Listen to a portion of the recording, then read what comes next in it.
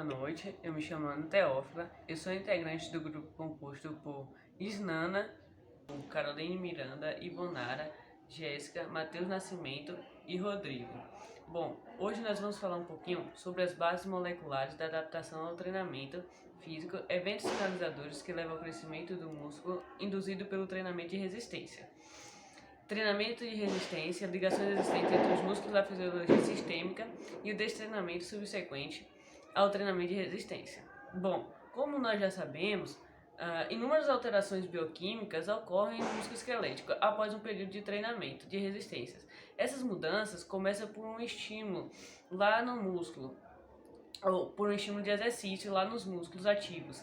E o resultado final é o aumento da síntese proteica específicas nessas fibras musculares.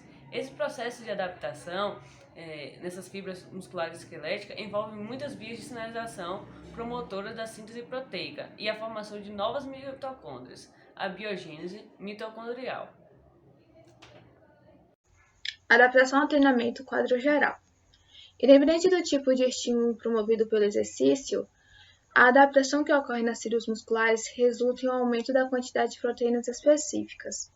O estresse do exercício estimula as vias de sinalização celular nas fibras musculares de contração que ligam os ativadores de transição. Esses ativadores de transição são responsáveis pela ativação de genes específicos, que então determinam a síntese de novas proteínas. A ativação genética resulta na transição de um RNA mensageiro, mRNA, que contém informação genética para uma determinada sequência de aminoácidos proteica específica. O RNA sai do núcleo e vai para os ribossomos, e lá a mensagem é reproduzida em uma proteína específica. As proteínas individuais que diferem quanto à estrutura e função e os tipos específicos de proteínas contidas em uma fibra muscular determinam as características do músculo e a sua capacidade de executar determinados tipos de exercício. Vale lembrar que apenas uma série de exercício de resistência não é suficiente para produzir alterações significativas nas proteínas contidas em uma fibra muscular. Mas essa única sessão de exercício proporciona alterações curtas na homeostasia celular que, se repetidas por uma extensão de tempo, resultam na adaptação induzida pelo exercício específico associado ao treinamento prolongado. E o processo de adaptação ao treinamento induzido pelo exercício, a partir de uma perspectiva mais geral, ocorre da seguinte forma. A contração muscular durante uma sessão de treinamento gera um sinal que promove a adaptação muscular com o aumento da contração de mensageiros primários e secundários. E esses mensageiros iniciam uma cascata de eventos sinalizadores que coordenados resultam na expressão aumentada de genes específicos e síntese de proteínas específicas. Uma série de exercícios gera um aumento passageiro na quantidade de mRNAs específicos, que normalmente atinge o pico durante as primeiras 4 a 8 horas de pós-exercício e volta aos níveis basais dentro de 24 horas.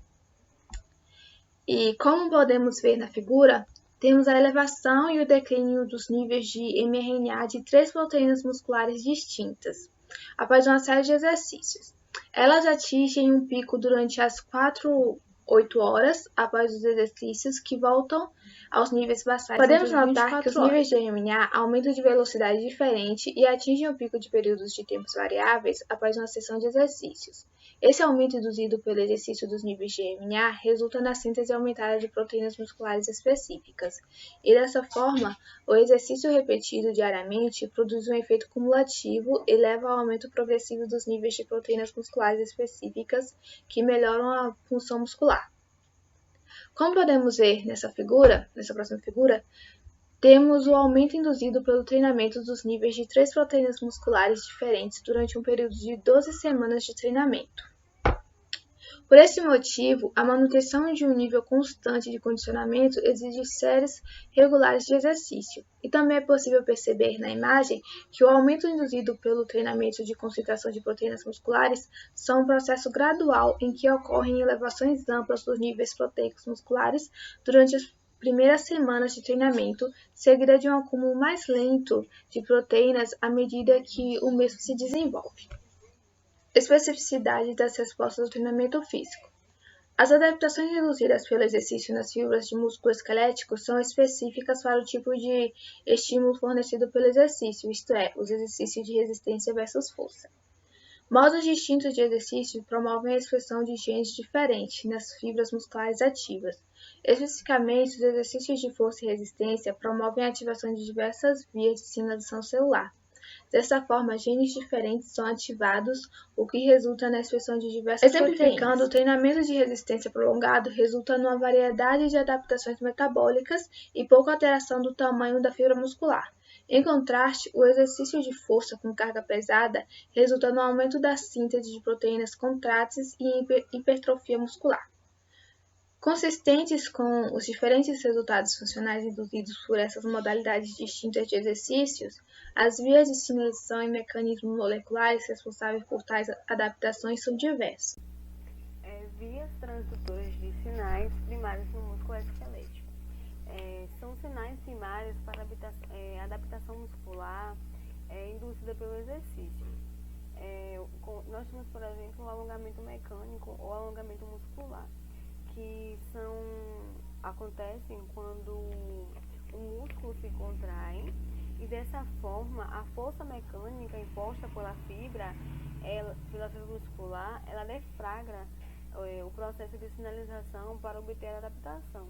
O alongamento passivo dessas fibras musculares, ela estimula diversas vias bioquímicas sinalizadoras, como a ativação de proteína quinase e as cascatas de sinalização do fator de crescimento de insulina Smile, a IGF-1. Dessa forma, essas fibras elas são capazes de notar a diferença de intensidade e de duração quando se trata de exercícios de força e exercícios de resistência. Temos também um grande mecanismo de sinalização, o cálcio, que fica livre, dentro do citoplasma, de forma que ele ative várias enzimas e outras moléculas de sinalização que promovem a síntese de proteína. A quinase dependente de condolina, ela é um membro da família de enzimas promotoras de fosforilação de diversos substratos proteicos, que após ativada na quinase dependente de condolina, pode iniciar uma cascata de sinalizações nas fibras musculares que contribuem para a adaptação do músculo no treinamento físico. Nós vimos nos alguns capítulos anteriores a forma que o exercício ele altera os níveis de cálcio e controla a sinalização medida pela molécula, que é quando a ativação neural ela controla a contração do músculo e aquela promovendo a liberação de cálcio a partir do retículo sarcoplasmático e a interrupção do cálcio a partir do citossol, que vai de volta para o retículo sarcoplasmático por meio da ação das bombas de transporte ativos de cálcio. Radicais livres. Os radicais livres são sinais relevantes, moléculas que produzem sinais relevantes para a adaptação muscular em relação ao treinamento físico. A produção durante a execução do exercício pode ativar o fator nuclear NF-κB e a P38, que são moléculas ativadas por mitogênio. A NF-κB ela é essencial como ativador de transcrição e exerce papel decisivo na expressão de várias proteínas musculares. A P38, quinase intracelular, que exerce papel de sinalizador. Mais à frente nós veremos um pouco mais sobre essas moléculas. Agora, falando sobre os mensageiros secundários dos músculos, essas moléculas sinalizadoras são ativadas através de um dos quatro primeiros vias de sinalização, as primeiras vias, e atuam direta ou indiretamente, aumentando a expressão de genes de proteína nos músculos. São ativadas para medir o sinal induzido pelo exercício de promoção e adaptação. Essas moléculas nós temos a MPK, que é uma molécula sinalizadora ativada durante um exercício intervalado de alta intensidade e o treinamento aeróbico submáximo por consequência das mudanças de níveis de fosfato, energia, da fibra muscular. A MPK, ela regula numerosas vias que produzem energia nos músculos, de maneira que estimule a captação da glicose, oxidação de ácidos durante o exercício. Ela pode inibir os componentes da via de sinalização de GVF. Já a P38, ela é uma molécula sinalizadora importante que sofre a ativação junto com as fibras musculares durante a execução do exercício de resistência. A P38 na produção de radicais livres por meio do exercício seja o principal sinal de ativação da P38 nas fibras musculares. Então a gente vê que um dos principais fatores de ativação dessa molécula é por meio das moléculas de radicais livres. Já a PGC é um dos principais reguladores de biogênese ativada pelo treinamento intervalado de alta intensidade e exercício de resistência. As principais reguladores de biogênese mitocondrial, junto com as células, é a PGC. Auxilia também na atividade de transcrição que promovem biogênese mitocondrial pós-exercício. Ela atua também na elevação da capacidade da capacidade muscular induzida pelo exercício, de metabolização das gorduras e na absorção da glicose para dentro da fibra muscular. Então a gente vê que a PGC ela tem funções importantes em relação a esse trabalho de adaptação muscular, né, das fibras musculares. A quinase dependente de calmodulina, que foi citada desde nas primeiras vias, ela é ativada durante o exercício de treinamento aeróbio. Ela influencia a adaptação muscular induzida pelo exercício ao contribuir para a ativação de PGC. A IGF, ela regula o crescimento muscular e a NF-κB, ela é um ativador de transcrição que pode ser ativado pelos radicais livres já produzidos nos músculos em contração. Então, ela trabalha já no músculo que já está sendo contraído. Olá, pessoal! Nós vamos falar agora sobre os eventos sinalizadores que levam ao crescimento do músculo induzido pelo treinamento de resistência. Bom, nos nossos estudos anteriores, aprendemos que o treinamento de resistência pode aumentar o VO2 máximo entre 20% e 50%, além de melhorar o desempenho em eventos de resistência submáximas.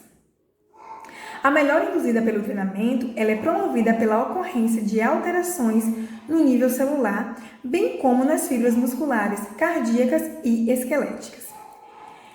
E nesse tópico, nós vamos destacar os principais eventos sinalizadores induzidos pelo exercício de resistência que promovem adaptações moleculares nas fibras musculoesqueléticas, logo seguida ao treinamento físico de resistência. Bom, as contrações musculares repetidas durante o exercício de resistência submáxima, elas deflagram uma cascata sinalizadora junto às fibras musculares ativas. Como resultado, a biogênese mitocondrial troca fibras musculares rápidas por fibras musculares lentas e ocorre também o aumento da expressão de enzimas antioxidantes importantes. Bom, e para a gente visualizar todo esse processo, a nossa colega Ivonara vai explicar através de uma imagem. Nesta ilustração, mostra como o músculo reage aos exercícios resistidos. Observem os aumentos da proporção de AMP, adenosina monofosfato, e de ATP, adenosina trifosfato. Induzidos pela contração, ativam a AMPK, proteína quinase ativada por monofosfato de adenosina. Esta, por sua vez, é uma enzima envolvida na regulação da homeostase energética do músculo, enquanto os níveis celulares elevados de cálcio livre se fazem necessários para a ativação da CAMK, proteína quinase C, e a calcineurina. A calcineurina, ela atua como molécula sinalizadora na promoção e na transformação rápida lenta do tipo de fibra. Observa-se que as contrações musculares provocam um aumento da contração de radicais livres, que atuam como sinal primário na ativação tanto da P38, que é a proteína sinase ativada por mitógeno, como a NFKB, que é o fator de transcrição nuclear KB. Ativação de 3 sinais secundários, a MPK, a CAMK e o P38, promovendo a biogênese mitocondrial por acionamento do principal regulador de biogênese mitocondrial, que é o PGC1-alfa. O PGC1-alfa, por sua vez, também contribui para a transformação rápida lenta do tipo de fibra induzidos pelo exercício. Por fim, observa-se que a ativação do PGC1-alfa, proteínas coativadoras que atuam como regulador inflamatório, e a NFKB promovem a expressão induzida pelo exercício de enzimas antioxidantes musculares importantes. E aí, pessoal, como vocês estão? Aqui é Matheus e eu vou falar um pouco do treinamento de resistência e as ligações existentes entre o músculo e a fisiologia sistêmica. As outras apresentações nos informaram sobre a importância das alterações que ocorrem localmente no músculo que foi submetido ao treinamento de resistência em termos da manutenção da homeostasia durante o trabalho submáximo prolongado. Todavia, as mesmas alterações também, é necessário saber, se relacionam com as respostas diminuídas da frequência cardíaca, ventilação e níveis de catecolamina medidas durante o trabalho submáximo após um programa de treinamento de resistência. Mas vamos lá, será que existe alguma relação entre as alterações ocorridas na musculatura e a melhora da resposta de frequência cardíaca e ventilação ao exercício? Bora ver? Para a gente analisar isso, vamos recorrer a um estudo que foi feito. Esse estudo fizeram sobre o treinamento de resistência e ele demonstra a importância do músculo treinado na resposta corporal geral a uma série de trabalho submáximo, onde cada um dos participantes treinaram a perna direita e a perna esquerda, mas isso foi testado separadamente em um ergômetro de ciclo, a uma taxa de trabalho submáxima, antes e durante o programa de treinamento de resistência. A frequência cardíaca e a ventilação foram medidas ao final do teste do exercício submáximo e a amostra foi retirada uma amostra de sangue para monitorizar as alterações de níveis de lactato, adrenalina e noradrenalina. Durante o estudo, cada indivíduo treinou somente uma perna durante 13 sessões. Ao final de cada semana de treinamento, os indivíduos foram testados a uma mesma taxa de trabalho submáxima. Então, o que ficou evidenciado nesse estudo? Mostrou que as respostas de frequência cardíaca, ventilação, lactato e níveis plasmáticos de adrenalina e noradrenalina diminuem no decorrer do estudo. Quando terminou esse programa de treinamento, a perna não treinada foi então treinada 5 dias seguidos com a mesma taxa de trabalho aplicada à perna que já havia sido treinada anteriormente. Todos os sistemas responderam como se nunca tivessem tido ou se tivesse sido exposto ao treinamento físico. Dessa maneira, não houve a transferência do efeito do treinamento de uma perna para a outra. Esse exemplo mostra que as respostas de frequência cardíaca, ventilação e catecolamina plasmática ao exercício submáximo prolongado não são determinados pela adaptação específica de cada órgão ou de cada sistema. Ele se dá pela condição de treinamento dos grupos musculares específicos engajados no exercício.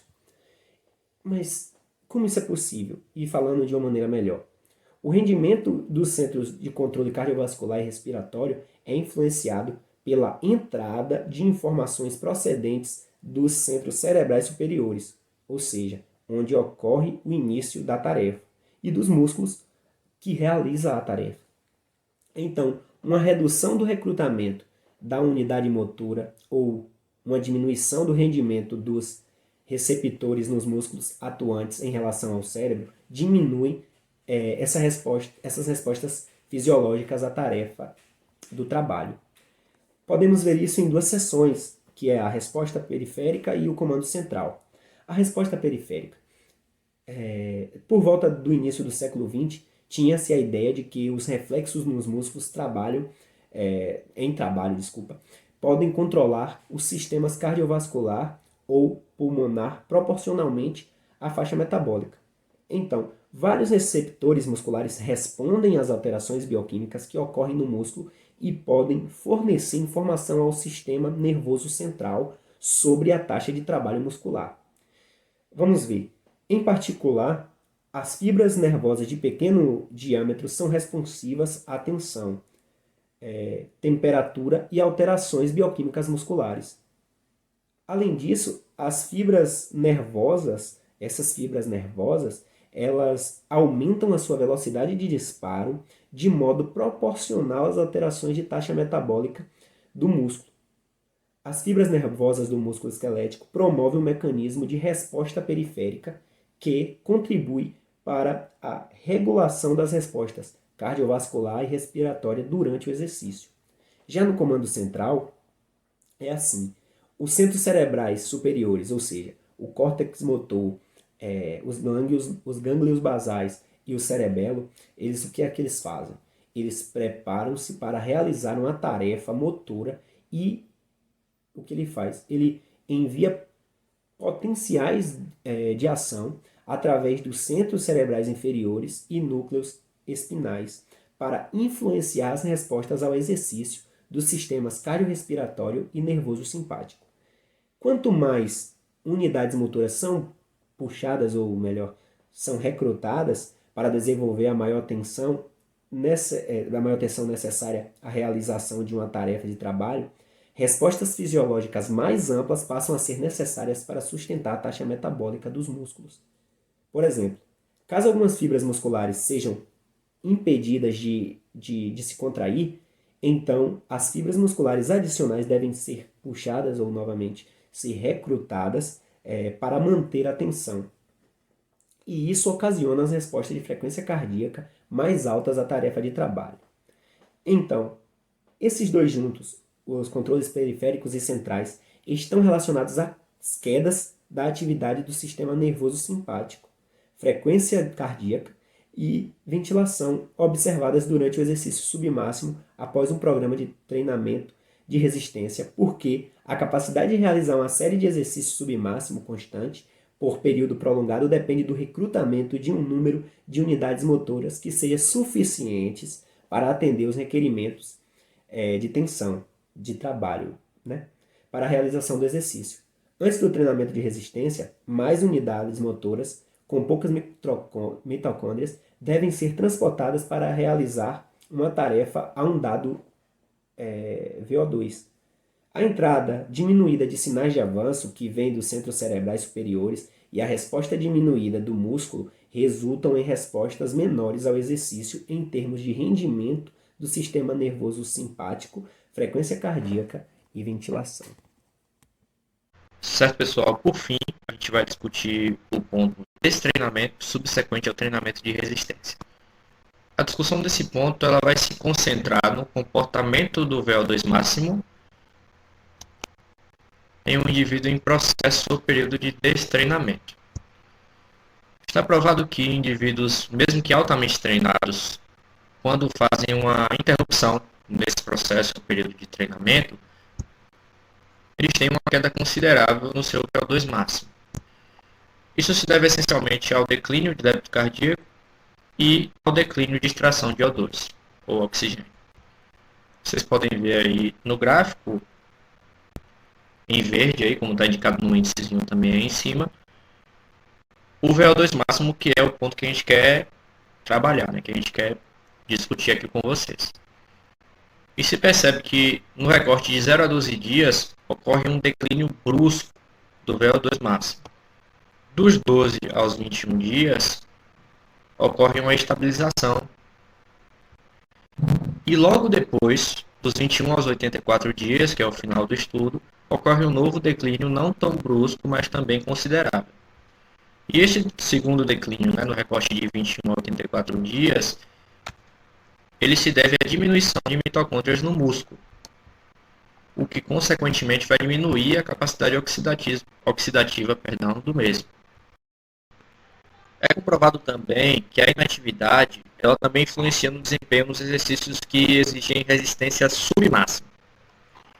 Por exemplo, atletas que treinam corrida, natação e ciclismo, se eles fizerem uma interrupção de 14 dias, que é consideravelmente pequena no seu processo de treinamento, período de treinamento, ele já sofre uma perda considerável de desempenho.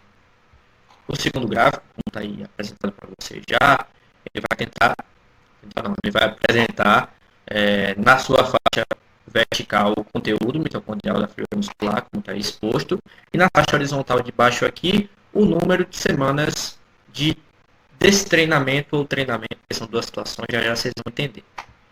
Aí vocês podem perceber que um indivíduo em um período relativamente, na verdade, consideravelmente curto, né, de 5 semanas, ele consegue atingir 2 vezes mais desse conteúdo mitocondrial de fibra muscular. Mas em apenas uma semana, como está recortado aí, o recorte apresentado pela letra A, ele já perde 50% desse material, ou seja, uma perda também considerável. E aí, outro recorte feito pela letra B, como vocês estão vendo aí, ele só consegue recuperar esse 50%, esse material que ele perdeu em apenas uma semana, como eu havia dito, em 3 a 4 semanas. Em síntese, a gente consegue perceber o quanto o destreinamento ele pode influenciar negativamente no produto final, né, que é o resultado, o desempenho. Enfim, era isso. Obrigado pela atenção. Qualquer dúvida, deixem nos comentários que a gente vai estar sanando aí. Um grande abraço.